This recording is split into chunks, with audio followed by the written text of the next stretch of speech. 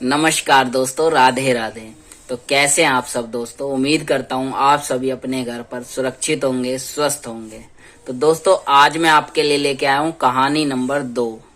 दोस्तों इस कहानी में आज आपको ये सीखने को मिलेगा कि चतुराई कितनी जरूरी है, आज के जीवन में कितनी समझदार होना कितना जरूरी है। तो चलिए दोस्तों कहानी शुरू करते हैं। किसी प्रदेश में एक गरीब ब्राह्मण रहता था। वो बहुत ही ज्यादा गरीब था। तो एक बारी उसे किसी काम के चलते उसे पैसों की जरूरत हो गई। तो वहां के जो राजा थे तो वो गरीब ब्राह्मण उन राजा के पास गया और राजा से कहा कि राजा जी मुझे 5,000 रुपए की जरूरत है। तो मैं मुझे ये 5,000 रुपए आप दे सकते हैं। तो राजा जी ने पूछा दे तो सकता हूँ, लेकिन तू लौटाएगा कब। तो ब्राह्मण ने कहा कि मैं राजा जी आपको 5 सालों के अंदर ये पैसे आपके 5,000 रुपए लौटा दूंगा। तो राजा जी ने उसका विश्वास मानकर पैसे उसे दे दिए।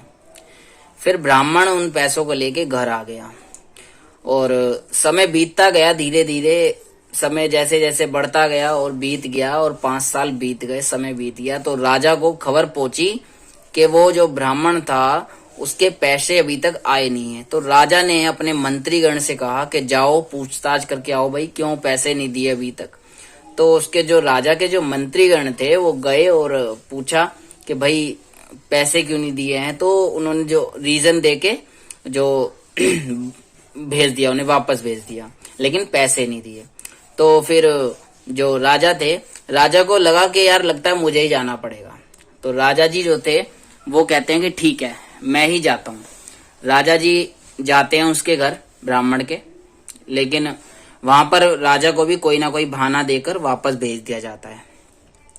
फिर राजा जी दोबारे जाते हैं, फिर वहां पर कोई और तो नहीं मिलता। फिर उन्हें एक उनकी जो छोटी बेटी होती है ब्राह्मण की वो मिलती है। तो बेटी से पूछते हैं अरे बेटी तुम ये बताओ कि तुम्हारे पिताजी कहाँ हैं।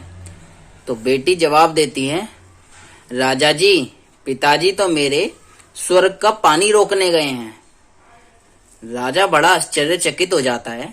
राजा जी पूछते हैं तो तुम्हारा भाई कहाँ है। तो लड़की बोलती है कि मेरा भाई झगड़ा नहीं है, फिर भी झगड़ा करने गया है।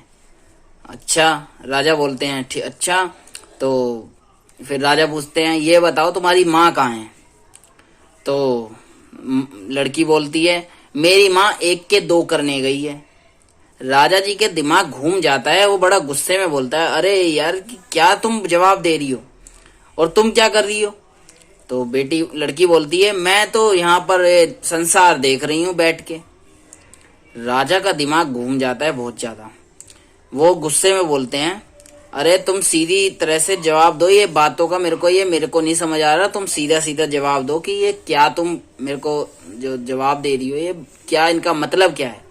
तो लड़की बोलती है कि देखो राजा जी मैं आपको जवाब तो दे दूंगी, लेकिन आपको एक शर्त है मेरी। तो राजा कहते हैं अच्छा बताओ क्या शर्त है। लड़की बोलती है कि राजा जी आपको मेरे जो पिताजी का जो 5,000 रुपए का कर्जा है वो आपको माफ करना पड़ेगा, तब मैं आपको इन बातों का अर्थ बताऊंगी। राजा बहुत सोच विचार में पड़ जाते हैं इस बात पर। फिर सोचते हुए कहते हैं अच्छा चलो ठीक है, मेरे को बातों का मतलब तो जानना है। वो मन में सोचते हैं मेरे को बातों का मतलब तो जानना ही है। तो वो चलो ठीक है, लड़की से कहते हैं चल ठीक है बेटा, मैं तेरी बातों का मतलब वो तेरे पिताजी का कर्ज माफ कर दूंगा, अब तू मेरे को मतलब बता उन बातों का। तो लड़की कहती है कि राजा जी अब एक बात और। कहते हैं अब क्या है। तो लड़की कहती है कि राजा जी आज मैं आपको नहीं बता सकती इन बातों का मतलब, अब कल आना, कल मैं आपको जरूर बताऊंगी। राजा कहता है यार इतना सब करने के बाद भी ये कल के लिए कह रही है। राजा कहते हैं चल ठीक है कोई बात नहीं। वो चले जाते हैं राजा जी। फिर अगले दिन वो दोबारे आते हैं। अब देखते क्या है कि उनकी माँ भी है, भाई भी है, बहन वो लड़की खुद है और उसकी माँ, सब चारों घर पर मौजूद है। राजा हैरान भी हो जाता है, लेकिन सोचता भी है कि यार क्या मैंने वचन दे दिया, चलो दे दिया।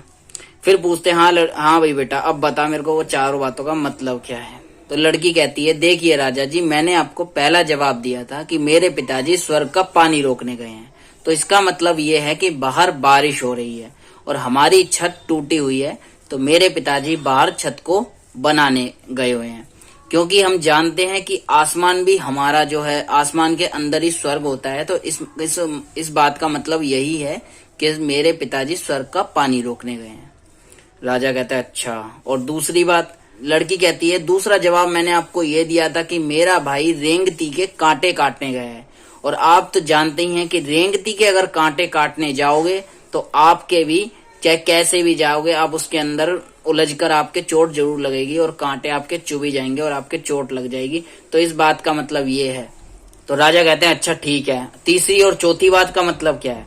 तो लड़की कहती है तीसरी बात मैंने आपसे ये कही थी राजा जी कि मेरी माँ 1 के 2 करने गई है। इसका मतलब ये है कि अरहर की दाल, हम सभी जानते हैं कि अरहर का जो दाना होता है वो साबुत अगर हम तोड़ेंगे तो उसके 1 के 2 हो जाते हैं। तो इसका मतलब यही है कि मेरी माँ अरहर की दाल पिसवाने गई है। तो राजा बोलता है और चौथी बात? तो लड़की बोलती है चौथी बात मैंने आपसे ये कही थी कि मैं घर में बैठ के संसार देख रही हूँ।